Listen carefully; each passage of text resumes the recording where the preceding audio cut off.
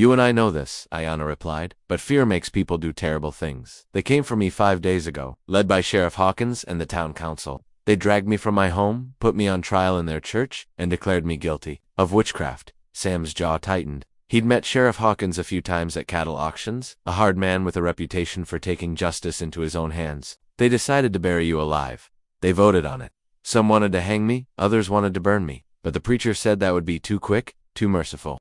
He said I should suffer as my victims had suffered, dying slowly under the sun, until God decided my fate. The callousness of it made Sam's stomach turn, and no one spoke against it. There was one, Ayanna said softly, a young woman named Mary Henderson. She tried to tell them I had helped birth her baby, had cared for her when she was sick, but they wouldn't listen. They called her a fool who had been deceived by my Indian tricks. Sam stood and walked to the porch railing, his hands gripping the weathered wood. In his 20 years on the frontier, he'd seen men killed for their cattle, their land, or their gold, but this was different. This was the kind of systematic cruelty that made him ashamed of his own species. They brought me to that place where you found me, Ayanna continued, dug the hole while I watched, made me stand in it while they packed the sand around me, inch by inch. Sheriff Hawkins hammered that sign into the ground himself. How long were you there? 3 days and 2 nights. I thought I would die. I wanted to die, especially during the second night when the coyotes came close. She shuddered at the memory, but something kept me alive. Maybe it was the spirit of my husband, or maybe just my own stubbornness. Sam turned back to face her. You saved my life by surviving. If you'd died out there, I'd never have known the truth about Millfield. What do you mean? I mean that what they did to you tells me everything I need to know about the kind of people running that town. And if they're willing to do this to one innocent woman, they'll do it to others. Ayanna looked at him with surprise. Do you believe me? Every word, Sam said without hesitation. I've lived on this frontier long enough to recognize the difference between justice and mob rule. What happened to you wasn't justice. For the first time since he'd found her, Ayanna smiled. It was a small, tentative expression, but it transformed her entire face. My husband used to say there were still good people in this world, even among the whites. I thought he was wrong after what happened to me. He wasn't wrong, Sam said, firmly, but good people have to stand up to the bad ones, or evil wins by default. They sat in comfortable silence for a while, watching as a small herd of Sam's cattle moved slowly across the distant pasture. Finally Ayanna spoke again. What will you do now? If the people of Millfield learn you saved me, they might come for you too. Sam had been thinking about exactly that question. His rational mind told him to take Ayanna to the nearest military post or Indian agency office and let the authorities handle it. But his conscience wouldn't let him walk away from what he'd witnessed. I'm going to Millfield, he said finally. Sam, no. They'll kill you, maybe. But I can't pretend I don't know what happened. And if I don't do something, who's to say they won't do this to someone else? Ayanna was quiet for a long moment. When she spoke, her voice was filled with a mixture of admiration and concern. You are either very brave or very foolish. Probably both, Sam admitted. But I've lived alone on this ranch for 3 years since my wife died. I've been so focused on just surviving, just getting through each day, that I'd forgotten there are things worth fighting for. Your wife would be proud of you. Sam felt a familiar tightness in his chest at the mention of Margaret. She always said I had too much conscience for my own good. Used to worry it would get me killed someday. Perhaps, but it is also what makes you a good man. As the day progressed, Sam began making preparations for the journey to Millfield. He cleaned his rifle, checked his ammunition, and packed supplies for what he expected to be a difficult confrontation. Ayanna watched his preparations with growing anxiety. Let me come with you, she said as evening approached. Absolutely not. You're still recovering, and it's too dangerous. Sam, you don't understand these people like I do. They won't listen to reason, especially not from a white rancher defending an Indian woman. They'll call you an Indian lover and dismiss everything. You say. Sam paused in his packing. What are you suggesting? I'm suggesting that sometimes the only way to fight injustice is to expose it to the light of day. Make it impossible for people to pretend they don't see what's happening. Her words resonated with something deep in Sam's chest, a sense of purpose he hadn't felt since Margaret's death. But the thought of putting Ayanna in danger again made his stomach turn. It's too risky, he said finally. Everything worthwhile is risky, Ayanna replied. My husband taught me that. He also taught me that sometimes you have to choose between safety and justice. They can't coexist. Sam looked at this remarkable woman who had survived 3 days buried in sand, who had endured unimaginable cruelty and yet still possessed the courage to fight back. In her eyes, he saw the same fire that had once burned in Margaret's, a refusal to accept injustice simply because it was easier than fighting it. All right, he said finally, but we do this my way, and if things go bad, you run. Promise me. I promise, Ayanna said, though they both knew it was a promise she might not be able to keep. Chapter 3. The Confrontation. The town of Millfield sat in a small valley between 2 low hills. a collection of wooden buildings arranged around a dusty main street. From their vantage point on the hillside, Sam could see the church with its modest steeple, the general store, the saloon, and about 20 houses scattered around the commercial center.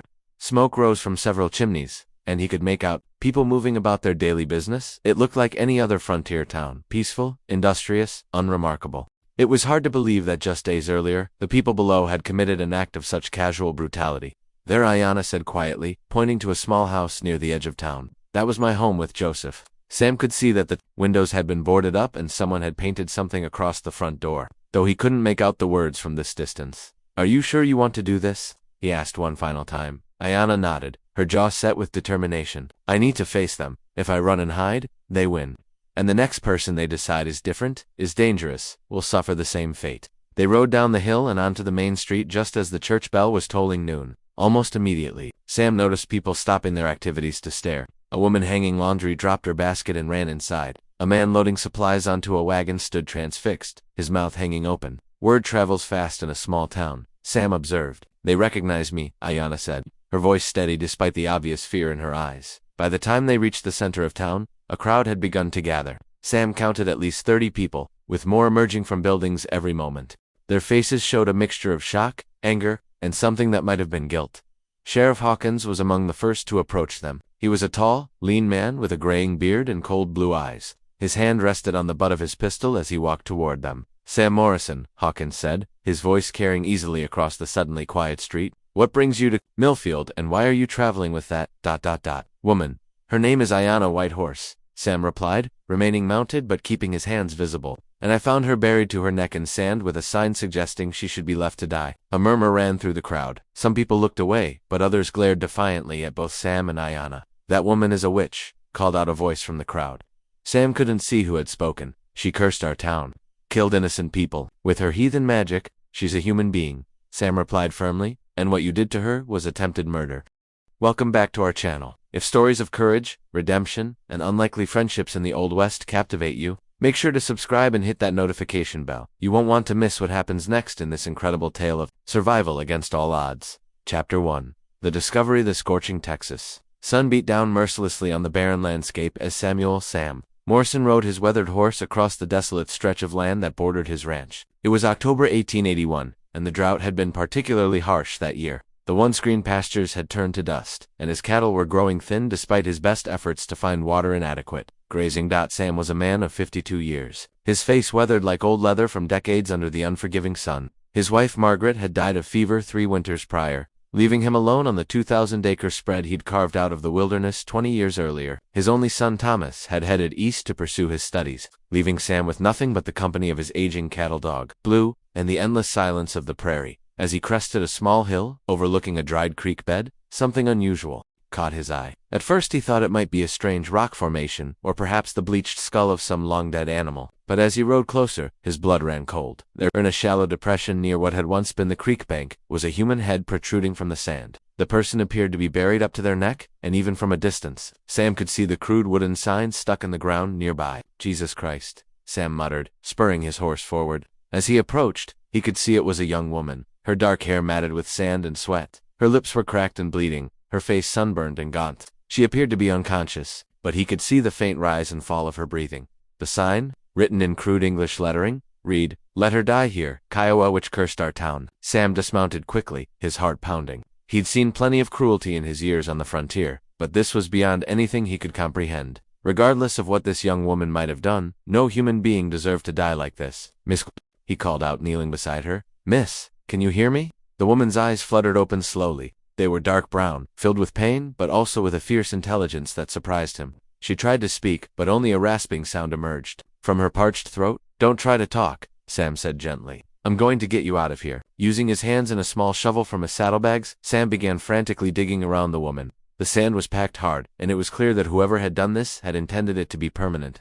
As he dug, he could see that her arms were bound behind her back with rawhide strips. The work was exhausting in the heat, but Sam persevered. After what felt like hours, but was probably only 30 minutes, he had cleared enough sand to pull her free. The woman was weak and barely conscious, her traditional Kiowa dress torn and filthy. Sam lifted her carefully and carried her to his horse. She was lighter than he'd expected, clearly malnourished and dehydrated. He gave her small sips of water.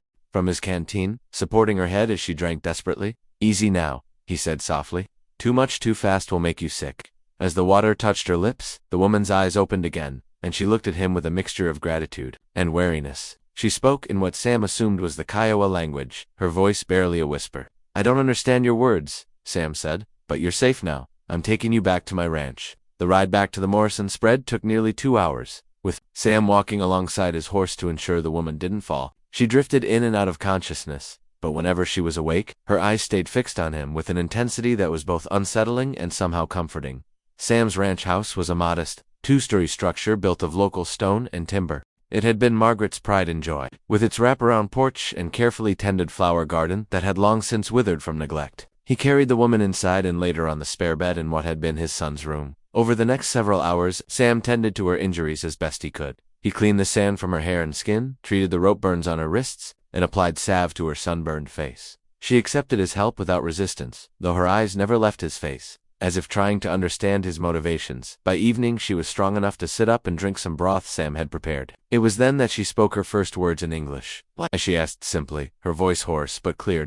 Sam looked up from where he was cleaning his medical supplies. Why what? Why help me? The sign? It said I was cursed.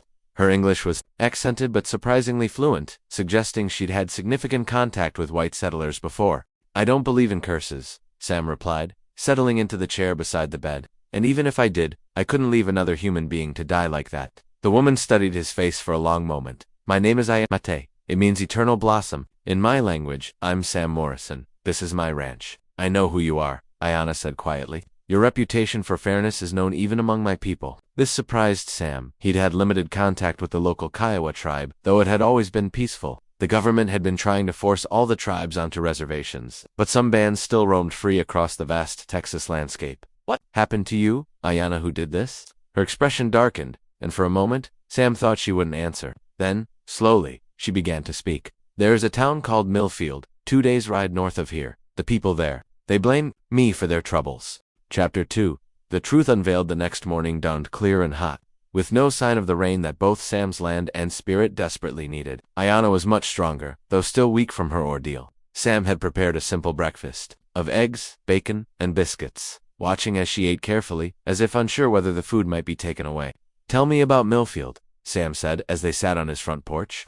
The morning air still relatively cool. Ayana set down her coffee, cup her hands trembling slightly. I lived there for 2 years with my husband, Joseph Whitehorse. He was half Kiowa, half white, and worked as a translator for the Indian agency. We married in the Christian way to satisfy the townspeople, and I learned English and tried to live as they wanted. She paused, staring out at the endless expanse of prairie grass. Joseph died 6 months ago. Fever took him, same as it took many others that summer. But the townspeople, they began to whisper that I had cursed him, that my savage ways had brought death to their community. Sam frowned. He'd heard similar stories from other parts of Texas, where fear and prejudice turned communities against anyone who was different. What happened then? At first it was just whispers and cold looks. But then the banker's son got sick with the same fever. Then the preacher's wife. 3 more people died before the fever ran its course. Ayana's voice grew bitter. They decided I was responsible, that I was a witch who had brought a curse upon their town. That's ridiculous, Sam said firmly. Fever spreads naturally, especially in summer. It has nothing to do with curses or witchcraft. Now you hold on there, Morrison, Sheriff Hawkins said, stepping closer. That woman was tried and convicted by a jury of good Christian folks. She brought death and disease to our community. She brought fever. Sam asked, his voice dripping. With sarcasm, she controlled the weather. She commanded diseases like some kind of general. You don't understand, said a woman near the front of the crowd. Sam recognized her as Sarah Jenkins, the banker's wife. People started dying after she came here. Her very presence corrupted our town. People die everywhere, Sam said, from disease, from accidents, from old age. It's part of life, but it's not caused by one woman living quietly with her husband. Her husband died too, called out another voice. Even her own kind couldn't survive her curse. Ayana spoke for the first time since they'd entered the town. Joseph died of the same fever that took your people. I nursed him for 2 weeks, just as I helped nurse some of you when you were sick. The fever doesn't choose based on race or belief. It simply spreads from person to person. Lies, shouted someone from the back of the crowd. She's a healer, not a witch, Sam said loudly. How many of you did she help when you or your families were sick? How many of you accepted her assistance when you needed it? An uncomfortable silence fell over the crowd. Sam could see several people looking away, their faces flushed with what might have been shame. Finally, a young woman pushed through the crowd. Sam recognized the description Ayanna had given him. This must be Mary Henderson, the one person who had spoken up for her during the trial. She delivered my baby, Mary said, her voice shaking but determined. When the midwife couldn't come because of the storm, Ayanna helped bring my son into the world. She sat with me all night, made sure I was safe. Mary, don't, her husband hissed, grabbing her arm. No, Tom, Mary said, shaking him off. I've stayed quiet long enough. What we did was wrong, and we all know it. The girl's been bewitched too, someone called out. I haven't been bewitched, Mary replied angrily. I've been thinking about what kind of people we've become, about what we've let fear turn us into.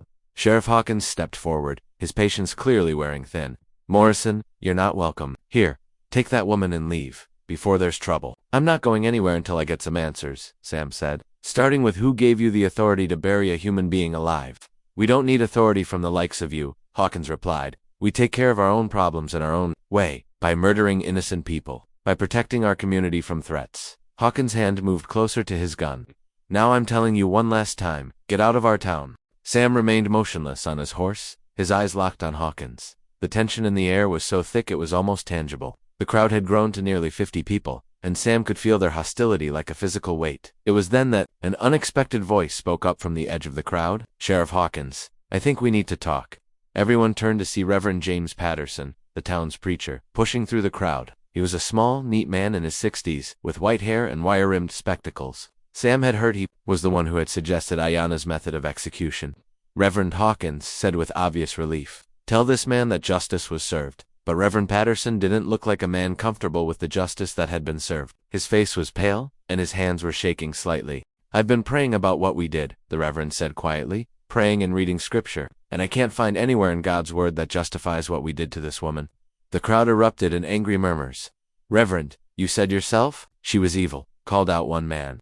I said I was afraid, Patterson replied. I let my fear cloud my judgment, and I led all of you to do the same. He walked slowly toward Ayanna, and Sam tensed, ready to intervene if necessary. But the old preacher simply stopped in front of her horse and looked up at her with tears in his eyes. Mrs. Whitehorse, he said formally, I owe you an apology. What we did to you was not justice. It was not Christian. It was the act of a frightened mob, and I am ashamed that I led them. Ayanna looked down at him for a long moment. When she spoke, her voice was calm but firm. Your apology is noted, Reverend, but apologies don't undo the harm that was done. No, Patterson agreed. They don't. But perhaps they're a beginning. Sheriff Hawkins looked furious.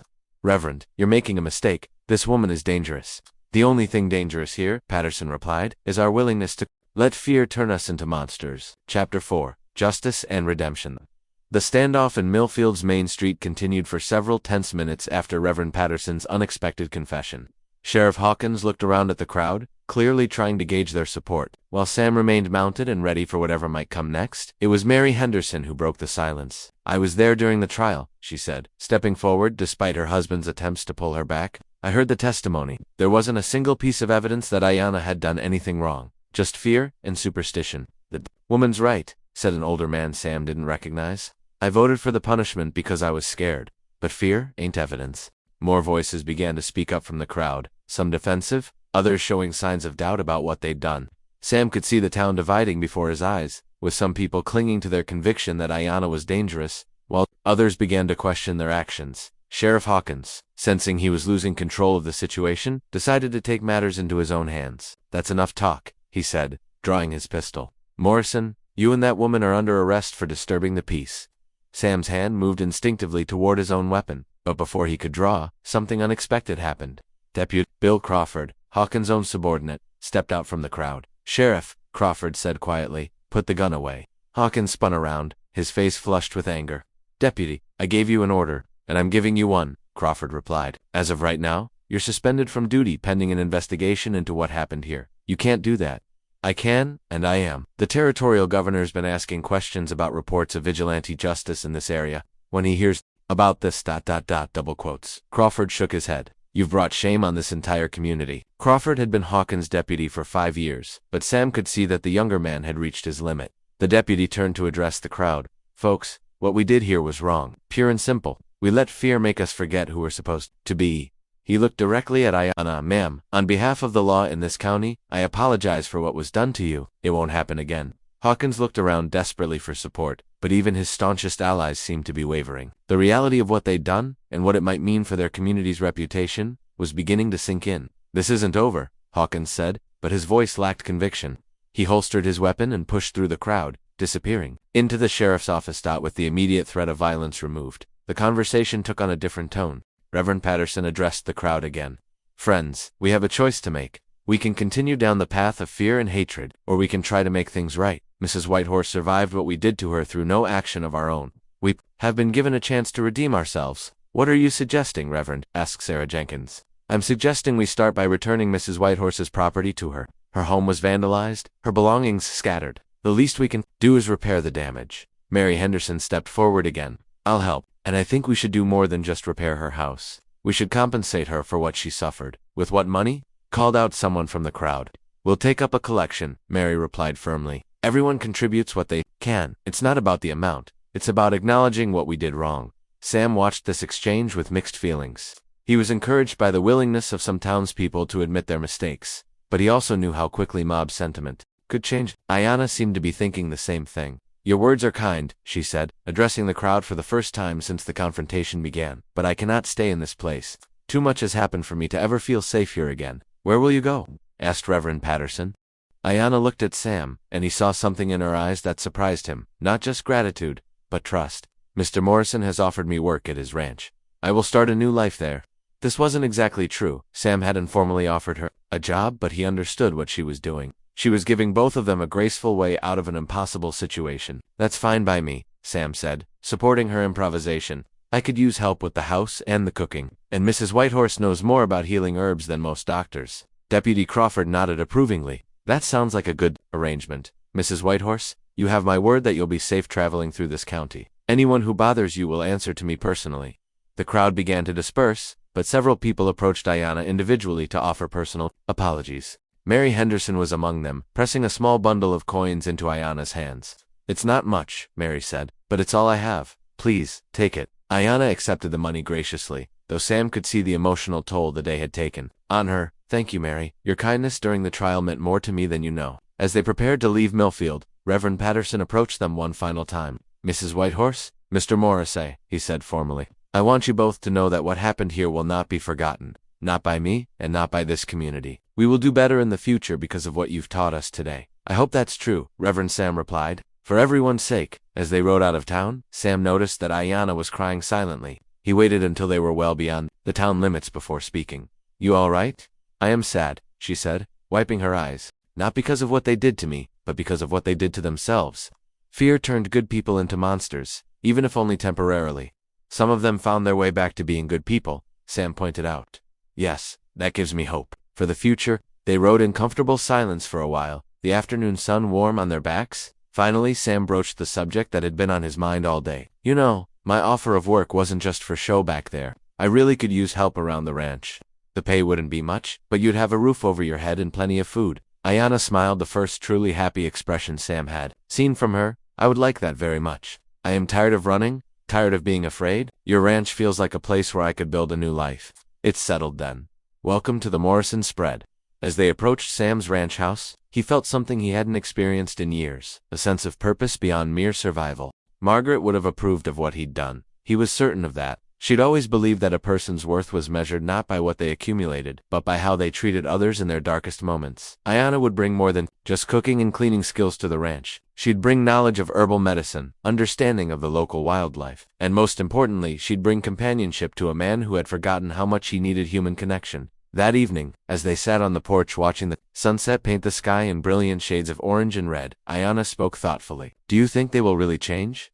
The people of Milfdale. Sam considered the question carefully. "Some will, others won't, but the important thing is that we stood up to them. We showed them that there are consequences for their actions, even if those consequences are just shame and regret. My husband used to say that courage isn't the absence of fear, it's doing what's right despite being afraid." Smart man. Yes, he was. "I think he would have liked you, Sam Morrison." As the stars began to appear in the darkening sky, Sam reflected on how much his life had changed in just a few days. He'd gone from a lonely, bitter widower to a man with a purpose and a friend. It wasn't the life he'd planned, but it was a good life nonetheless. The frontier was a hard place that often brought out the worst in people, but sometimes, if you were very fortunate, it also brought out the best. Today had been one of those days, and Sam Morrison was grateful to have been part of it. In the distance, a coyote howled. its voice carrying across the vast expanse of prairie grass. But tonight the sound didn't seem lonely to Sam. Tonight, it sounded like freedom. Thank you for joining us for this incredible story of courage and redemption in the Old West. If you enjoyed this tale of standing up against injustice, make sure to subscribe to our channel and share this video with others who appreciate stories of the human spirit triumphing over adversity. What would you have done in Sam's situation? Let us know in the comments below. And don't forget to hit that notification bell for more amazing stories from America's frontier past.